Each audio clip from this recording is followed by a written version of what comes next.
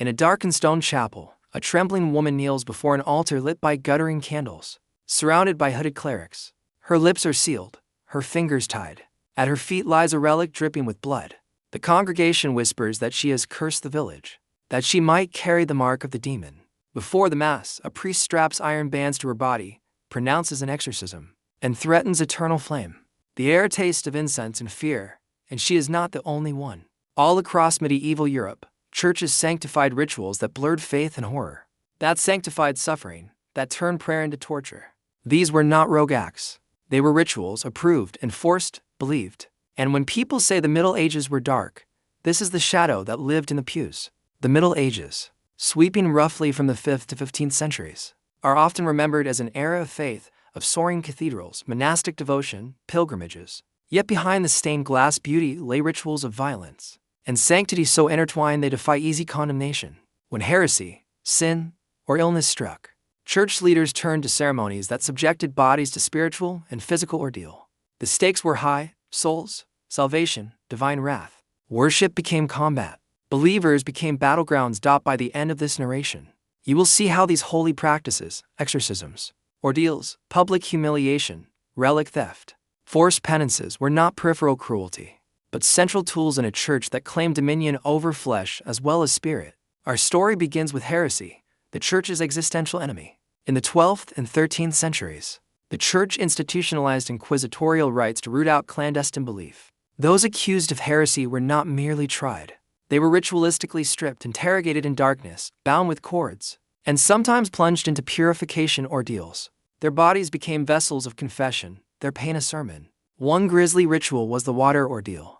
Declared holy by clerics, the accused were cast into a pool bound or unbound, and their fate judged by whether they sank or floated. A woman or man tossed into the stream. If they sank, they drowned but were presumed innocent. If they floated, they were stained by demon's mark and condemned. What faith demanded, logic denied.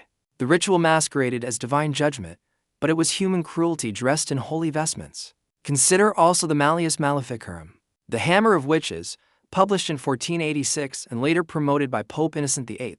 This treatise became a holy manual for prosecuting alleged witches. It sanctioned the use of torture, humiliation, and coerced confession, claiming divine justification in each twist of its pages. Wikipedia, the Church's own doctrine, twisted through fear, ordained violence. In many towns, public rituals of humiliation, the stocks, the pillory, the shame stool in the churchyard, were not secular punishments but ecclesial ones. The penitent might be forced to stand barefaced before the congregation as sins were proclaimed.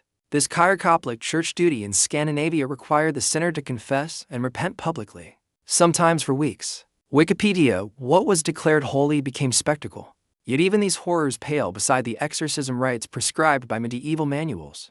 A possessed soul was bound.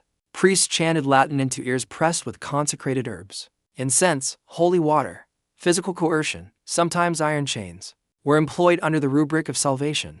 The boundary between exorcism and torture was perilously thin. Those declared demons might be left half-conscious in crypts, their screams muffled by stone. What happens when faith demands suffering? When confession is forced under threat of eternal damnation? The Church insisted. Salvation lay through pain. At the climax of Acti, the condemned stood at the threshold. Is this divine mercy or sacrilegious tyranny? Inquisition rituals deepened in cruelty under papal sanction. It was not the fringe but the institutional church that wielded these rites. The accused were often isolated in torture chambers beneath cathedrals, secret dungeons where dim torches flickered on walls inscribed with crosses.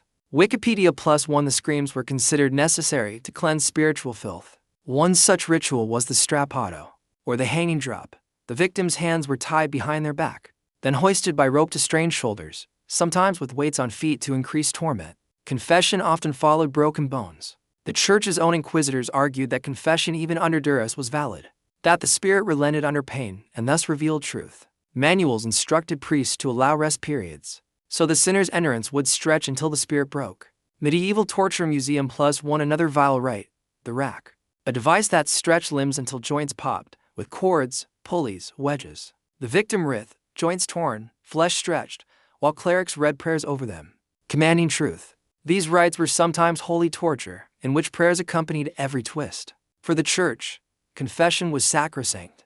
Doubt was infernal, but perhaps most surreal is the furta sacra, holy theft of relics. The church sanctioned plundering of saints' bones. Monks would steal relics from rival shrines, claiming divine mandate. Hagiographies were written later to justify these thefts as commanded by the saint in visions. The theft itself was ritual, a liturgical heist. Wikipedia: a relic stolen without sign of heavenly consent was impious. A successful theft proved the saint's favor. The sacrilege became sanctified by narrative. In some regions, the blood relics were dipped in rivers. The sacred water then used in exorcisms, but the blood traces were sometimes men's blood. From cruel beatings, the church claimed divine power to heal, but sometimes perpetuated injury. At the emotional crescendo here, the devout looked to the altar for mercy and found instruments of pain. The holy writs commanded deliverance even as they demanded suffering. The sacred and the violent had become inseparable. Who draws the line when God's law becomes chains? The darkest rituals appeared when plague, famine, or despair gripped a land.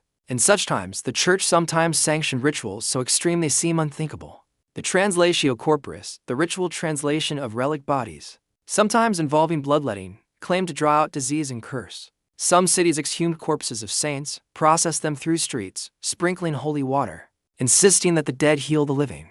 These rituals edged toward necromancy under sacrament. Then there was the ordeal by fire, in which the accused might walk barefoot over red-hot coals or carry a burning iron. If the wounds healed cleanly in days, innocence was proven; if not, guilt.